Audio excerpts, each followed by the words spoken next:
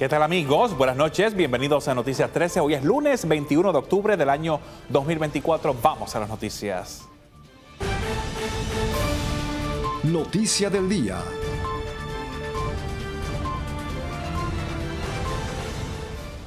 En la tarde de este lunes, Rodolfo Alcedo Guardia, jefe de neurociencia del Hospital Menonita Caguas, dio detalles sobre el cuadro clínico de Grisel Morales, esposa del candidato de la Alianza Juan Dalmau. Esto tras detectarle la hemorragia subaracnoidea. Los médicos encontraron 4 aneurismas cerebrales. A continuación, el informe completo en una conferencia de prensa durante horas de la tarde. El 14 de octubre, a eso de las 6 de la tarde, la paciente ingresó a la sala de emergencia de este hospital tras presentar un dolor de cabeza, pérdida de conciencia breve, mareo y pérdida transitoria de la audición. Se le realizaron neuroimágenes no invasivas que demostraron hemorragia subaracnoidea, hidrocefalia y un aneurisma cerebral. Para aquellos que no estén familiarizados, la hemorragia subaracnoidea es un tipo de derrame cerebral donde hay un sangrado en el espacio subaracnoideo, que es donde viven las arterias que llevan sangre al cerebro. La hidrocefalia es la acumulación de líquido cefalorraquídeo, que en este caso por el sangrado obstruye las vías por donde fluye habitualmente y por donde se reabsorbe. Y un aneurisma es una dilatación anormal de una arteria cerebral. Cuando esta estructura se rompe, puede generar un sangrado dentro del cerebro, en el espacio subaracnoideo, lo cual es una situación extremadamente crítica y delicada. Al ser admitida al hospital y tras confirmar la gravedad del diagnóstico, se procedió a llevar en horas de la mañana del martes a la suite de endovascular de este hospital, donde se le colocó un drenaje ventricular externo. Posteriormente se procedió a realizar una angiografía cerebral diagnóstica. Se identificó el aneurisma que se había roto en la angiografía y en estos casos existen 2 enfoques principales de tratamiento: el quirúrgico, que implica abrir el cráneo para reparar directamente el aneurisma, y el enfoque endovascular, que utiliza microcatéteres para alcanzar el aneurisma desde el interior de los vasos sanguíneos. Y en este caso, eso fue lo que hicimos basados en la información obtenida durante la angiografía cerebral, y realizamos una intervención endovascular guiada por imágenes en tiempo real, en donde conseguimos ocluir el aneurisma exitosamente. En este momento la paciente se encuentra en neurointensivo bajo observación constante, está consciente, orientada, moviendo todas sus extremidades. Tiene un drenaje que le sale del cráneo y está conectado a un sistema cerrado de drenaje para que la sangre y el exceso de líquido cefalorraquídeo sean expulsados.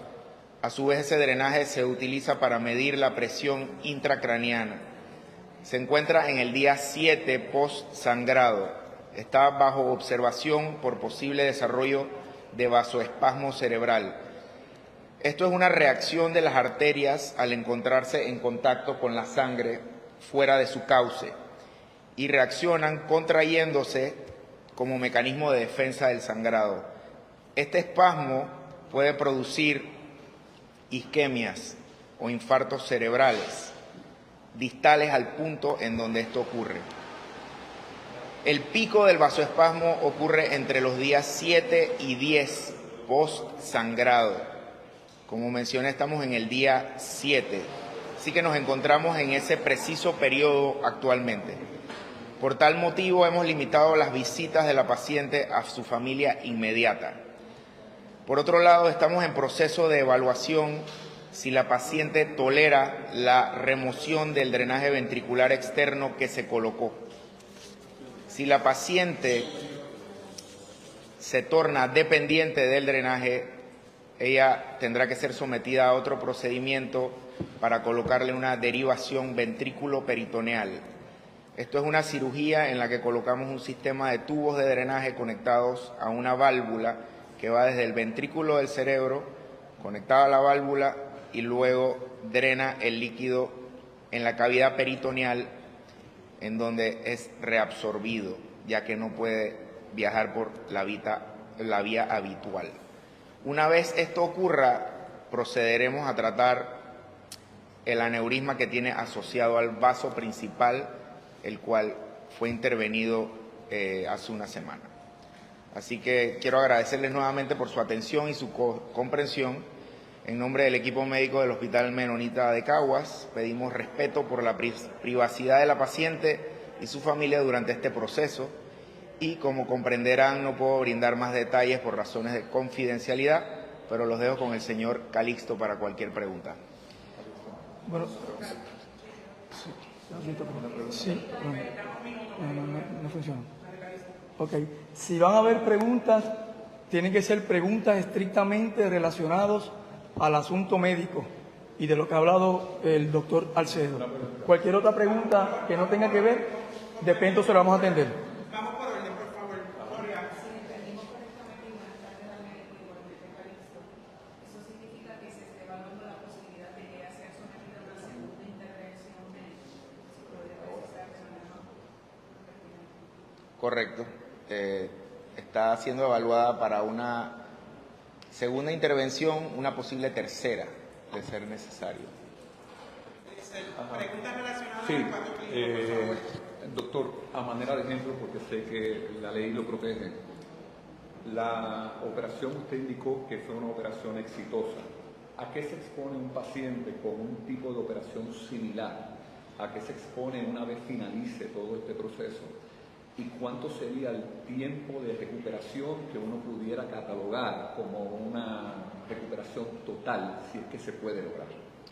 Habitualmente los pacientes de hemorragia subaracnoidea tienen una hospitalización entre 14 y 21 días, dependiendo de cómo lleguen al hospital. Como mencioné en lo que había dicho, estaban en observación de vasoespasmo, que eso es de las complicaciones más severas que tienen estos pacientes de hemorragia subaracnoidea, porque las arterias están diseñadas para que la sangre fluya adentro de ellas. Son unas mangas que llevan sangre y el tejido no está diseñado para que la sangre esté fuera de esas mangas. Así que cuando la manga se pone en contacto con sangre fuera de ella, se contrae a medida de protección o reacción a esa sangre, y esa contracción puede producir isquemia cerebral, daño neurológico irreversible, y es ¿verdad? Es una situación extremadamente delicada. Y como mencioné, el pico de vasoespasmo que conocemos ocurre entre los días 7 y 10. Hoy estamos en el día 7, así que estamos en ese periodo de observación. 14 a 21 días dependiendo de cómo ella vaya evolucionando. Pero ese periodo de observación, doctor, estamos en vivo para día a día. ¿Pudiese ser de cuánto tiempo? Sabemos que hoy es un día importante, el día 7, pero ¿cuánto tiempo más estaría bajo esa observación, doctor? De 7 a 10 es el pico, el vasoespasmo puede ocurrir hasta el día 21. O sea, que en una cantidad de días hasta 21 días aproximadamente. Correcto.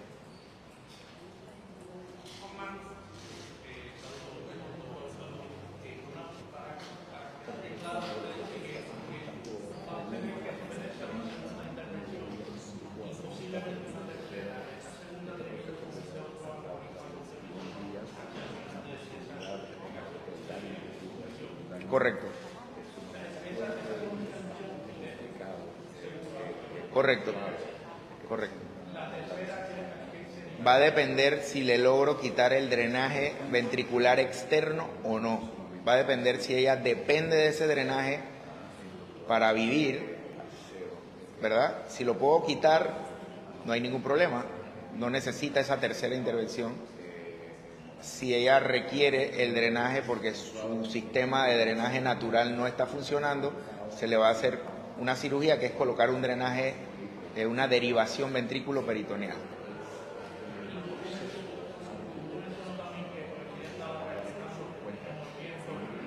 Sí, sí.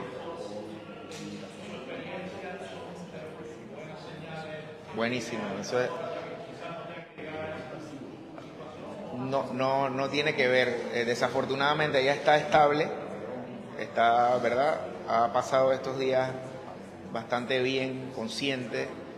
Estamos satisfechos con la evolución clínica pero no tiene nada que ver cómo está ella ahora a cómo ella puede ponerse o si va a necesitar o no esa cirugía de derivación ventriculoperitoneal.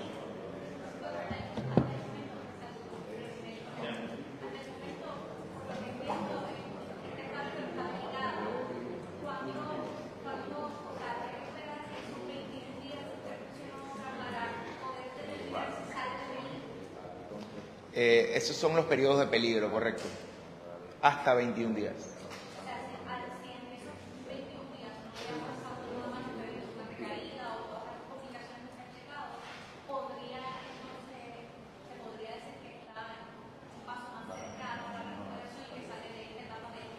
Correcto.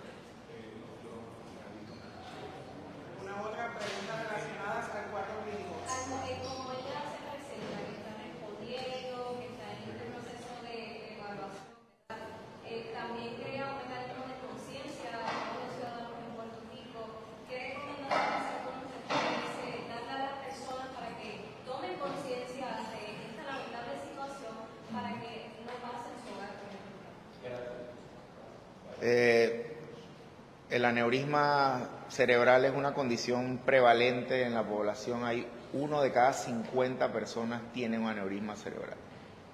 Es la causa más común de hemorragia subaracnoidea, que es un tipo de derrame hemorrágico, valga la redundancia. Hay tipos de stroke isquémico y tipos de stroke hemorrágico. El 85% son isquémicos, el 15% son hemorrágicos. Dentro de los hemorrágicos hay distintos tipos de stroke. El caso de ella es una hemorragia subaracnoidea y un aneurisma cerebral es el culpable del 80% de las hemorragias subaracnoideas espontáneas. Así que sí, definitivamente es algo que en este hospital atendemos cerca de 100 casos al año de aneurismas, y la mitad de ellos llegan rotos. Así que los síntomas son muy parecidos a lo que ella experimentó. La gente se queja del peor dolor de cabeza de su vida. Desafortunadamente, el 35-40% no llegan al hospital, mueren en el momento de la ruptura del aneurisma. De los que llegan al hospital, los dividimos en 3 grupos grandes. Un grupo, un 33%, les va muy bien. Un 33% sobreviven con secuelas neurológicas permanentes. Y un 33% mueren durante la hospitalización. Esa es la historia natural de esta condición.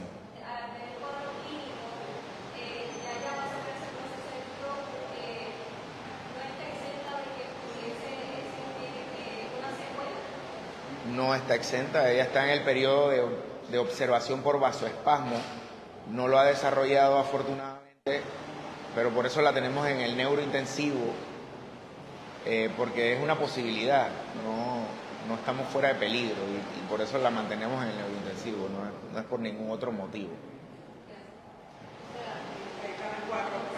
¿Cuáles son las complicaciones más habituales que pueden surgir durante esta operación? Sabemos que la posibilidad de que sea intervenida por una tercera ocasión, ustedes han mencionado que lo ven como algo posible, ¿a qué ella se puede exponer? Como he estado mencionando, el periodo actual en el que estamos observando es de vasoespasmo, que eso es la reacción que expliqué de que las arterias se van como en un mecanismo de defensa, que se van estrechando para evitar que siga el sangrado, y es una reacción a la sangre que está afuera. Ella no está sangrando, ya está el aneurisma asegurado, pero la sangre que quedó afuera hace que se irrite la capa externa de las mangas que llevan sangre, que son las arterias, y se pueden contraer. Y esa contracción causa isquemia cerebral. Y eso la estamos observando porque si eso ocurre hay que tratar la isquemia cerebral de distintas maneras ¿verdad? Que tenemos las herramientas para tratarlas y por eso la tenemos en el intensivo. Candidato. Muy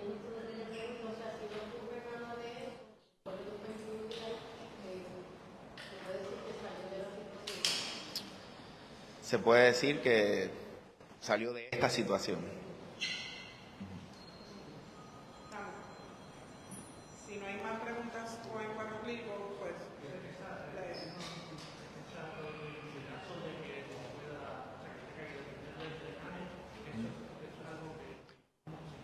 Sí, se pone... Sí, estamos hablando de... Ella actualmente tiene un drenaje, pero está conectado a un sistema de drenaje externo que nos sirve para que ella pues deseche ese líquido que no puede fluir por donde estamos diseñados para que fluya, digámoslo así, y nos sirve también para medir la presión dentro del cráneo. Si las rutas por las cuales habitualmente drena el líquido no se restablecen, hay que conectar un sistema interno, ¿verdad? Porque no puede vivir su vida cotidiana pegada a un tubo afuera, entonces hay que ponerlo internamente. Y eso un tubo que va desde el ventrículo cerebral a una válvula de una dirección, o sea que el flujo es unidireccional desde los ventrículos hacia la cavidad peritoneal, que es donde están las tripas, donde viven los intestinos. Ponemos el tubo hacia ahí y él va a flotar ahí y el líquido se reabsorbe, porque ahí hay otro líquido, el líquido peritoneal, y ella lo va a desechar por los riñones, lo va a orinar el exceso de líquido, y eso es algo bastante común. Y hay gente que vive toda su vida con eso puesto.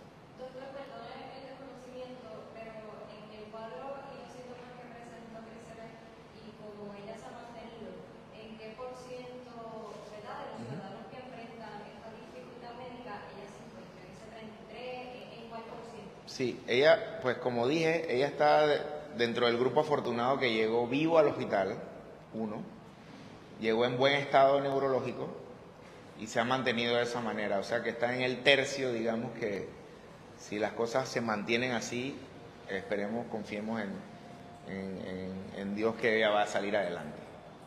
Usted menciona que entre los síntomas más habituales es el dolor de cabeza, pero aquellos pacientes podrían experimentar algún otro síntoma quizás durante los pasados meses, durante los pasados años, sin darse cuenta que próximamente enfrentarán esta condición. Dolor de cabeza es el síntoma principal de un cuadro aneurismático. Política. El jefe de campaña de Juan Dalmau, Calixto Negrón, dejó claro que el candidato de la alianza no se quita, aunque en los pasados días la campaña ha estado en pausa por la salud de su esposa Grisel Morales. Negrón explicó que se tomarán decisiones diarias sobre su participación, por ejemplo, en los debates pautados para esta semana. Como ya habíamos informado, Juan no se quita de la campaña. Lo que ha solicitado es un espacio, particularmente en este periodo, como ya explicó el doctor, es un periodo crítico en donde las posibles inconvenientes podrían surgir desde ahora hasta el día 10 o posiblemente hasta el día 21. Eso significa que lo que estamos solicitando, esto es día a día. En la medida en que Grisel esté estable, en la medida en que los médicos indiquen que esté bien, bueno, pues entonces en esa medida Juan se va a ir reinsertando nuevamente en la campaña. Por lo pronto, el llamado es a que le brinden ese espacio en este periodo particular, que es el periodo más crítico. Pero no se quita. Él está muy consciente de la responsabilidad que tiene, particularmente en este momento histórico. Así que el llamado que hace es a que aquellos que lo están apoyando en esta campaña electoral, bueno, pues que lo representen a él en todas las actividades que tenemos por delante, de aquí al 5 de noviembre, hasta que él se pueda nuevamente integrar a la campaña. Sabemos que su familia ha sido siempre su prioridad, que él ha sido establecido, pero hay unos debates que están en la agenda para esta semana. Sabemos que va a estar acudiendo al debate de noticias, esos compromisos que tiene esta semana. Sí. Lo que se comunicó tanto a Tele 11 como a Telenoticias es que el deseo y el interés de él es participar de los debates, pero va a estar sujeto al estado de salud de Grisel. Para él eso es lo más importante y en ese sentido, bueno, pues se notificará día a día. Puede ser que pueda estar mañana, puede ser que no pueda estar el jueves, puede ser que no pueda estar mañana y que pueda estar el jueves. Eso lo vamos a estar comunicando día a día. Son insustituibles. Negocié los debates y entre las cosas que enfatizamos era que nadie podía sustituir. Así es que nadie lo puede sustituir. Existirá dependiendo para el debate de mañana. Ese es el interés y el deseo de poder participar, pero va a depender de cómo esté Grisel entre hoy y mañana. En ese sentido, ¿cómo está entonces la comunicación con el resto de los directores de campaña que vimos que ya en la primera ocasión fueron muy solidarios? Sí. Ha habido una muy buena comunicación, incluso con quienes han estado coordinando los debates a nivel de, ¿verdad?, de los canales de televisión. Una de las cosas que nosotros solicitábamos fue que se creara un formato para 3, en caso de que no pudiese estar. O sea, tanto con Telemundo como con Tele 11, en las conversaciones que tuvimos, es que estuvieran preparados para esa posibilidad, que es una posibilidad real, de que él no pueda estar. ¿Qué ajustes en campaña si no pudiese participar en estos debates? Sabemos que la prioridad es la familia. ¿Qué cambios estarían haciendo ustedes en Bueno, o sea, fuera de la no participación de Juan en las actividades, la campaña continúa exactamente como está planificada. O sea, continúan los demás candidatos, continúan los comités a nivel de toda la isla, continúa la alianza. Recuerden que esta campaña es una campaña en alianza con el Movimiento Victoria Ciudadana, así que todos estamos muy comprometidos, sin dejar de darle apoyo y solidaridad a Juan, todos estamos comprometidos con seguir llevando el mensaje del cambio, la urgencia de superar 55 años de bipartidismo y seguir con el mismo entusiasmo y el mismo compromiso. El fin de semana fue la mejor demostración. Juan tuvo el jueves pasado un live en donde un poco, ¿verdad?, explicó el cuadro clínico de Grisel en que se encontraba e hizo un llamado al país a que por favor lo representasen a él. Y fue un éxito la actividad que tuvimos el viernes en un centro comercial en Ponce. Superamos todas las expectativas en la caravana que tuvimos de Ponce a Mayagüez, donde casi 2.000 vehículos estuvieron allí presentes. Fue una de las caravanas más exitosas, yo creo, que en esta campaña electoral. Y también tuvimos otra actividad en Cabo Rojo, que también fue un rotundo éxito. Así que continuamos para adelante. Juan no se ha rajado. Juan sigue ahí con el mismo entusiasmo, solamente ha pedido un espacio para atender a su esposa.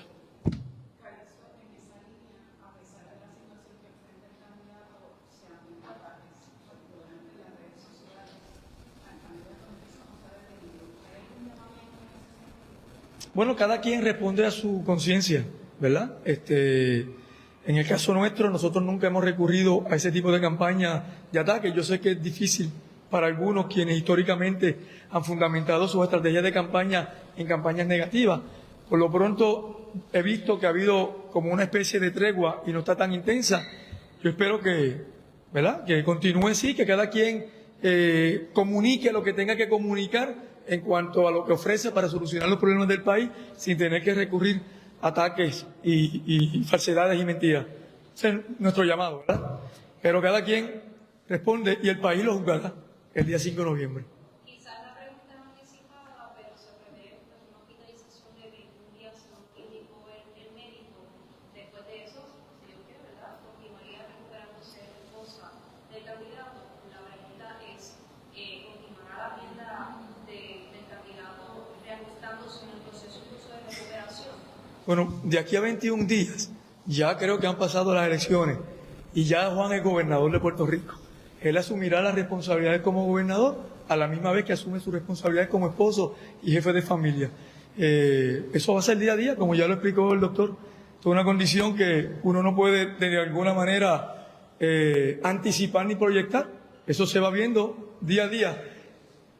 Entiendo que es así, así que tenemos fe en Dios que con las oraciones del país, pues Grisel pueda salir bien de todo este proceso. Ya Juan pasó por una experiencia similar con su hijo Gabriel y afortunadamente, gracias a las oraciones de tanta gente en Puerto Rico, pues lo superó y tenemos la certeza y confianza que va a ser así también con Gabriel, con Grisel. Porque sabemos que, ¿verdad?, hoy es un día del día 7 al 10, son días de tensión. Claro. Bueno, pues están tranquilos dentro de la ansiedad que puede provocar una situación como esta en cualquier ser humano. Cuando uno tiene una persona a quien ama, ¿verdad?, con esta situación, pues es difícil, pero están esperanzados en Dios que todo va a salir bien, así que en ese sentido están tranquilos dentro de la incertidumbre.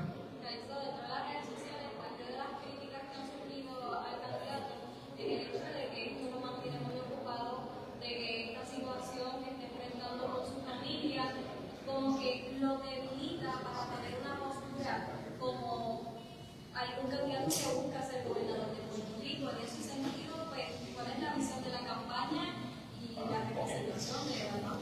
Bueno, ciertamente hubo un trastoque en los planes de la campaña, pero este país es un país muy comprensivo, este país es un país muy solidario y ellos saben que esta pausa de parte de Juan en la campaña no es porque él quiera, ni porque quiera abdicar a su responsabilidad, la que ha asumido como candidato a la gobernación. Gracias por continuar con nosotros en Noticias 13. La candidata del Partido Popular Democrático en San Juan, Terestela González Denton, presentó una serie de propuestas que forman parte de la plataforma de gobierno de esta ganar las elecciones. Veamos el informe.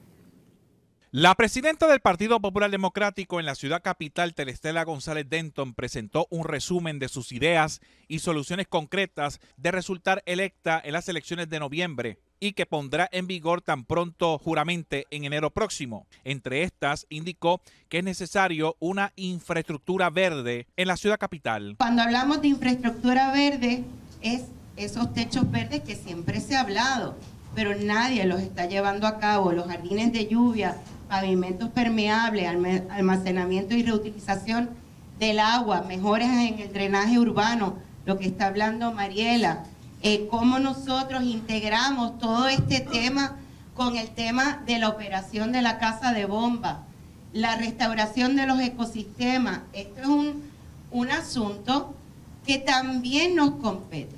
Otro de los temas que también explicó son los proyectos de urbanismo, desarrollo económico, mejoras en el sistema de educación y salud y la seguridad. En el marco de los deportes, insistió en la idea de establecer un distrito deportivo. El deporte, cómo uno mira el deporte desde una perspectiva municipal, de ingresos municipales que podemos tener como un revolving fund para nosotros seguir invirtiendo en talleres educativos de deporte para nuestra ciudadanía y nuestra población.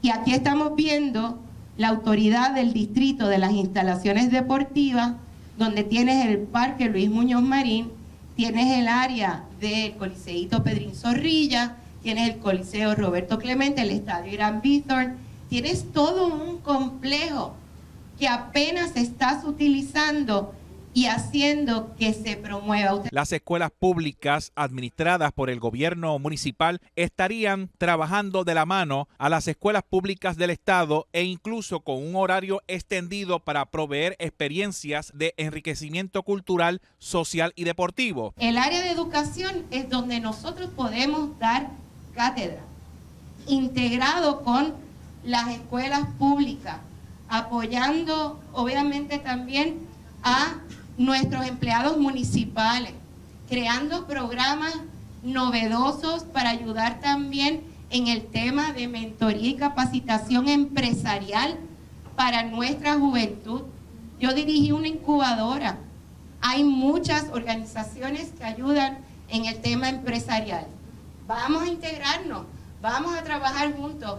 Tenemos las plataformas, tenemos el colegio, tenemos la infraestructura, hay los fondos, pero necesitamos la voluntad y que las cosas pasen. Aunque existen críticas sobre el Código de Orden Público, afirmó que es necesario revisarlo y escuchar a la comunidad. El momento que me lancé, neurálgico era el Código de Orden Público. Y el Código de Orden Público se convirtió en la ley del embudo, ancho para uno, estrecho para otro. Ese Código de Orden Público hay que revisarlo, pero sí se necesita un orden. Y los mismos comerciantes están de acuerdo en las normas de convivencia entre los comerciantes y los residentes. pero tiene que haber participación comunitaria. Finalmente estableció su teoría del foco fundido para mejorar la iluminación en San Juan, ya que el abandono es notable. Iluminación, ya yo le llamo, antes era el tema, la teoría del vidrio roto, pues ahora le llamamos la teoría del foco fundido. ¿Cuántos focos fundidos no hay en la ciudad? Estamos viendo que ahora los que dan la iluminación a la ciudad, ¿qué son? Los billboards. Los billboards se han convertido en nuestra luz y nuestros ejes de luz hasta ciegan a uno. Así que la iluminación es importante. Terestela González Denton reconoció que aún las encuestas la colocan perdiendo frente al candidato del PNP a la reelección, Miguel Romero. Desde San Juan, Kevin Cruz, José Ángel Cordero, Noticias 13. Gobierno. El gobernador Pedro Pierluisi anunció el inicio de los trabajos de rehabilitación y reconstrucción del muelle de Mayagüez, con una inversión histórica de unos $200 millones provenientes de fondos federales de la Agencia Federal para el Manejo de Emergencias, que incluyen $24.9 millones en medidas de mitigación, acompañado por el secretario del Departamento de Desarrollo Económico y Comercio, Manuel Sidre, y el subdirector ejecutivo de la Compañía de Fomento Industrial PRITCO, Carlos Ríos. El gobernador destacó que este proyecto es clave para revitalizar la infraestructura crítica del oeste de la isla y fortalecer su rol como centro económico y comercial. Hablando del gobernador, estuvo por la zona oeste de Puerto Rico y realizó una serie de actividades, incluyendo la entrega de 23 títulos de propiedad en la comunidad El Retiro de San Germán, en colaboración con el secretario del Departamento de la Vivienda, William Rodríguez. Veamos el informe. El gobernador Pedro Pierluisi llegó hasta San Germán, donde se entregaron 23 títulos de propiedad en la comunidad El Retiro. Aprovechó la oportunidad para señalar que se le hizo justicia a esta comunidad que lleva pidiendo ayuda del gobierno por varias décadas. Para mí es un enorme placer cada vez que tengo la oportunidad de entregar títulos de propiedad. Es porque el tema de la vivienda y el tema de la vivienda en general y los títulos de propiedad corre por mi pena, porque mi papá, los que tienen añitos se recordarán, él fue secretario de la vivienda por 8 años durante la administración de don Carlos Romero Barceló. Y algo que él hacía, todo comenzó con don Luis Ferrer, pero algo que él hacía era precisamente esto, entregar títulos de propiedad, como está haciendo William Rodríguez hoy. O sea que para mí es un enorme placer, una satisfacción personal. Yo estoy a 2 meses, unos días de dejar el cargo, pero qué manera más bonita de yo culminar mi mandato que entregando títulos de la propiedad. Y me dicen que está Don Gelo, no está aquí, pero Don Gelo tiene 101 años. Imagínense cuando ese señor le llegue el título de propiedad. Todos los años que llevaba qué cosa, qué bendición. Por otro lado, el secretario de la Vivienda, William Rodríguez, justificó la movida del gobierno para ayudar a esta comunidad. En el Departamento de la Vivienda estamos comprometidos con nuestras comunidades y estamos comprometidos con la comunidad del Retiro.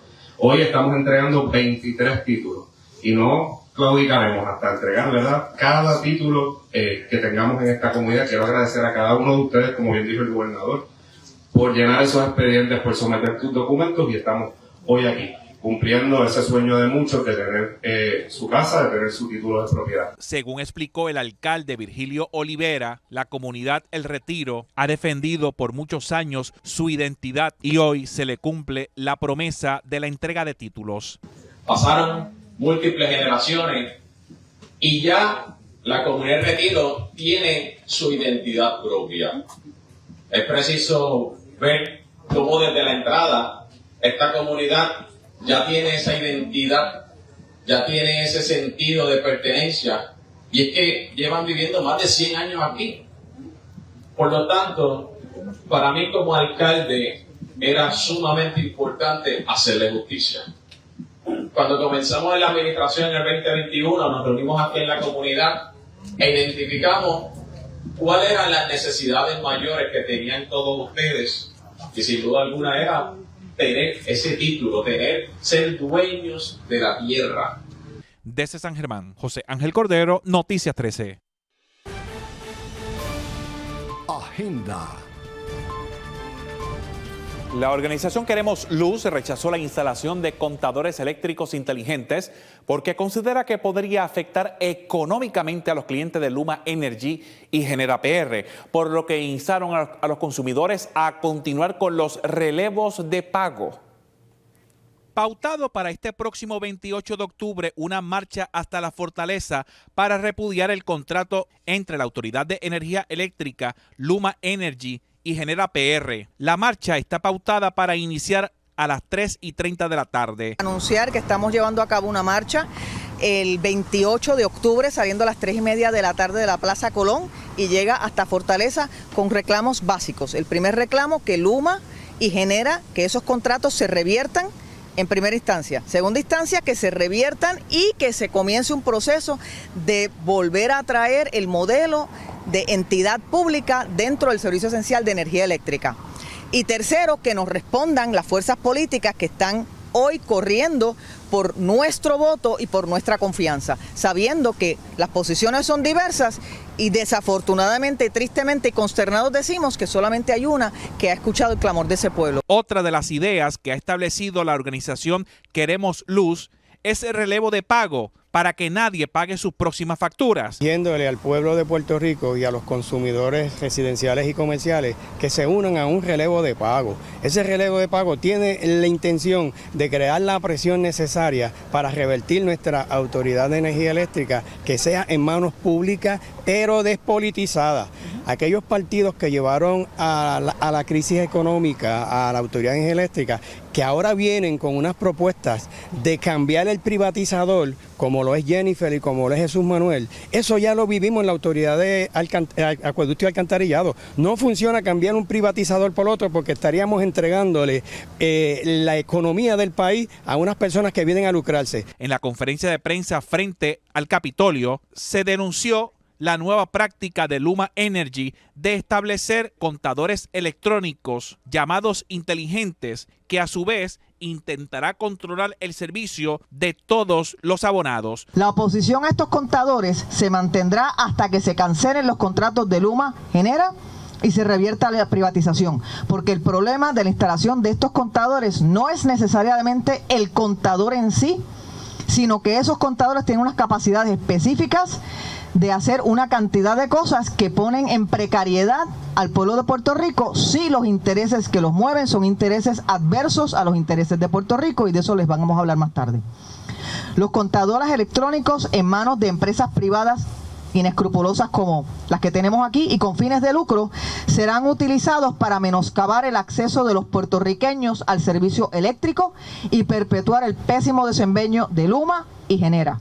Los organizadores de la marcha y de la campaña Relevo de Pago a Luma insistieron que este nuevo contador será un arma contra el pueblo. Que el contador electrónico llamado inteligente tiene unas capacidades que, como se han señalado, en manos de este privatizador son totalmente nocivas hacia el pueblo de Puerto Rico, y por eso es que tenemos que resistir el que se instalen estos contadores hasta tanto esto no regrese a manos públicas donde hayan las debidas garantías. ¿Qué pretenden hacer estos señores? Pues estos señores pretenden usar el contador como una arma contra el consumidor. Según se explicó, el nuevo contador de Luma no solo podrá cortar automáticamente la electricidad, también imponer un sistema de prepago, encubrir aumentos frecuentes de electricidad con horarios establecidos, racionar el consumo de energía, y Luma no garantizará la confidencialidad de la información que se recoge a través del contador inteligente. Desde San Juan, Kevin Cruz, José Ángel Cordero, Noticias 13.